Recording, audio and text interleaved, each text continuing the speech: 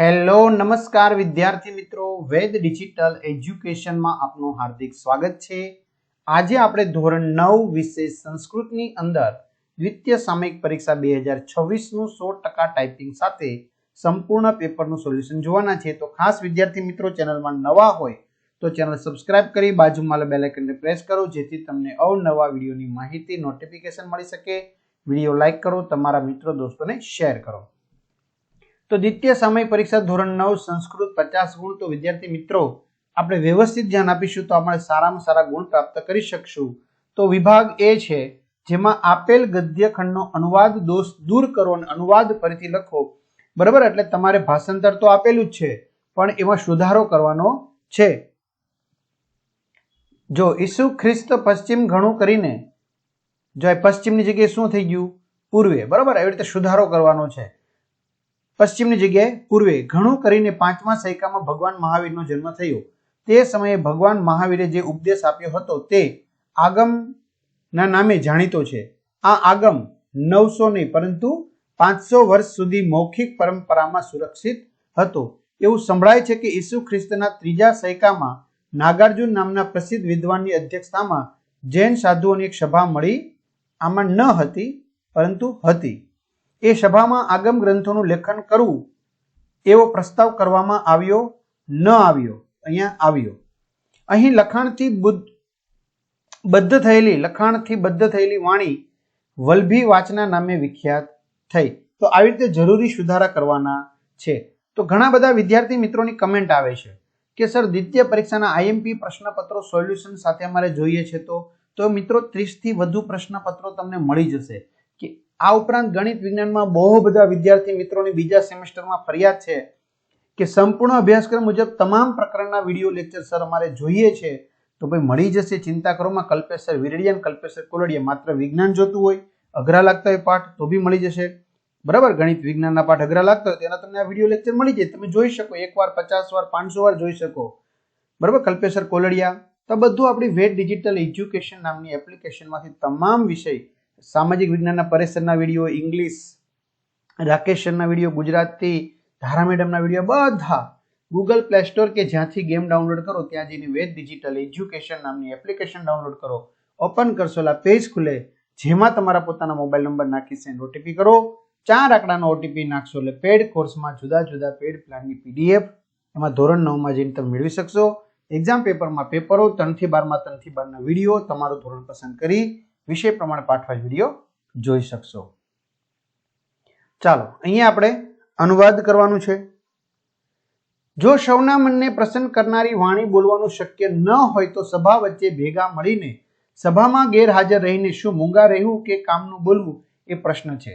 અહીં મહારાજ મનુ ઉત્તર આપે છે, સભામાં પ્રવેશ કરવો અથવા સમજદારીપૂર્વકનું અવચન બોલવું, ન બોલનારો કે વિરુદ્ધ ખોટું વચન બોલનારો પાપી થાય નહીં। તો અહીંયા તમને વિદ્યાર્થી મિત્રો અનુવાદ દોષ છે સુધારો કરીને આપેલું છે, બરાબર। આ ભૂલ છે, અહીંયા સુધારો કરેલો છે। ત્યાર પછી વિકલ્પ શિશુ કશ્ય પ્રતીક્ષા કરોતિ મેઘસ્ય વયમ ઇતિ પદસ્ય એકવચનમ કિમ અહમ આર્ષેણ સંસ્કારેણ સંસ્કૃતાય જનાય કીદર્શી વાણી રોચતે રુજ્વી। ત્યાર પછી પ્રશ્નોના જવાબ લખો માતૃભાષામાં। માતા ચાતક શિશુને શું ન કરવાનું કહે છે, શા માટે? તો તરસ્યા ચાતક શિશુને તેની માતા તળાવનું પાણી ન પીવાની સલાહ આપી પોતાના કુળની પરંપરા મુજબ માત્ર મેઘનું વરસાદ રૂપે પડેલું પાણી સીધું પીવા સમજાવે છે। વેદો અને ઉપવેદો કેટલા છે? વેદો 4 છે, ઋગ્વેદ, યજુર્વેદ, સામવેદ, અથર્વવેદ। ઉપવેદો 4 છે, આયુર્વેદ, ધનુર્વેદ, ગંધર્વવેદ અને સ્થાપત્યવેદ।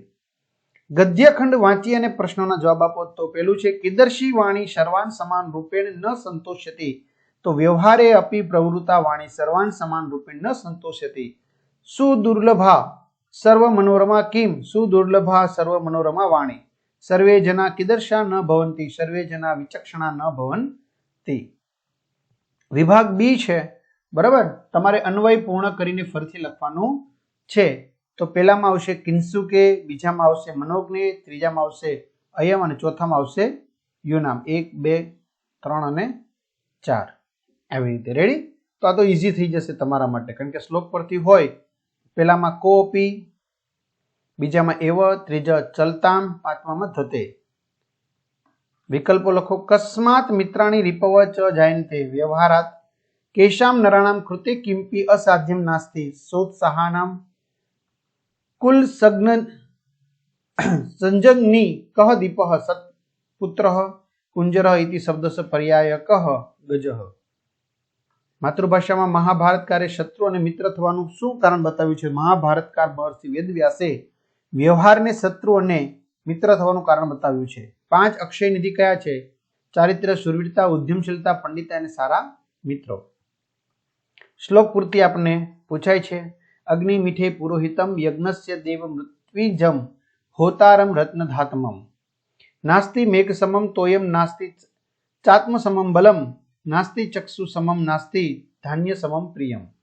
વિભાક્ષી નાટ્યખંડ છે એનો અનુવાદ દોષ દૂર કરી અને ફરથી લખો. તો વિદ્યાર્થી મિત્રો એનો અનુવાદ છે એને આપણે દૂર કરીને ફરથી લખેલો છે. ચારુદત્ત શું હું જે બોલું છું તે કરાય છે? સર્વિલક એમાં શી શંકા છે? ચારુદત્ત સાચું, સર્વિલક સાચું. ચારુદત્ત જો એમ હોય તો જલ્દીથી આને સર્વિલક શું મારી નાખવામાં આવે? ચારુદત્ત નાના મુક્ત કરો. સર્વિલક શા માટે? ચારુદત્ત ગુરુ કરનાર શત્રુ શરણે આવીને ચરણોમાં પડ્યો હોય તો તેને શસ્ત્રથી ન હણવો. આ બીજું છે સંન્યાસી અને દ્વારપાળ. સંન્યાસી પુષ્કળ અંજવાળા વાળા દીવાની પાસે દ્વારપાળ શું તું મને ઓળખે છે? દ્વારપાળ ચીવડતી જોઈને અરે ખરેખર આપ તો સ્વામી છો શ્રીમાન, મને આપ માફ કરવાની યોગ્ય છો. સંન્યાસી તેની પીઠ પર હાથ મૂકીને દ્વારપાળ મેં તારી પરીક્ષા લીધી, તું યોગ્ય સ્થાન પર નિમાયેલો છે. લાંચ રૂશ્વત માટે લાલચુ ન હોય એવા તારા જેવાઓ સ્વામીના પુરસ્કારને પાત્ર બને છે. હું તારી ઈમાનદારીથી સ્વામીની આગળ કહીશ તારી ઈમાનદારી. તે શ્રીમાન ક્યાં છે અત્યારે? તેઓ શ્રી શું કરે છે? ચલો. નહીં નહીં મુચ્યતામ ભવતું નામ અગ્રે અગ્રે અભિમન્યુ સુખમ આસ્તે તે જનની. બરાબર, તો તમારે જોડકા જોડવાના છે. માતૃભાષામાં યુવક પોતાને ઘટ પંડિત શા માટે માને છે? શસ્ત્રને વિશે ભીમનો શો મત છે. તો જેમ ઘડામાં છલોછલ પાણી ભરેલું હોય છે તે જ રીતે યુવક પોતાને પૂર્ણ જ્ઞાની માને છે અને પોતાની જાતને ઘટ પંડિત તરીકે ઓળખાવે છે. અને ભીમ કહે છે કે મારી ભુજાઓ બાહુઓ જ મારું સહજ શસ્ત્ર છે. શસ્ત્રો તો દુર્બળ જનો જ ધારણ કરે છે. પદોનો ઉપયોગ કરીને વાક્ય બનાવો. ધારા દેશમાં ગુણોની પૂજા થાય છે. ધારા દેશે ગુણાનામ પૂજા ભવતી. વિદ્યાર્થીઓ ગુરુને પ્રણામ કરે છે. છાત્રા ગુરુમ પ્રણમંતી.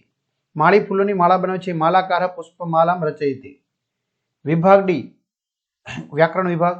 સમાનાર્થી વૈદ ચિકિત્સક, વિરુદ્ધાર્થી સિદ્ધમ અવિલંબમ, વર્તમાન કાળનું રૂપ. બરાબર, તો આમાં આવશે ગચ્છતિ અન્ય પુરુષ એક વચન. ત્યાર પછી મધ્યમ પુરુષ દ્વિવચનનું રૂપ યાચિષ્યથે. ત્યાર પછી પુલ્લિંગ દશરથઃ, સ્ત્રીલિંગ અભિસંધા, નપુંસકલિંગ પ્રહરણમ. ત્યાર પછી કૃદંતનો પ્રકાર ભૃત્વા સંબંધક ભૂતકૃદંત. સંધિ જોડો મેઘજલમ એવ મેઘજલમ એવ.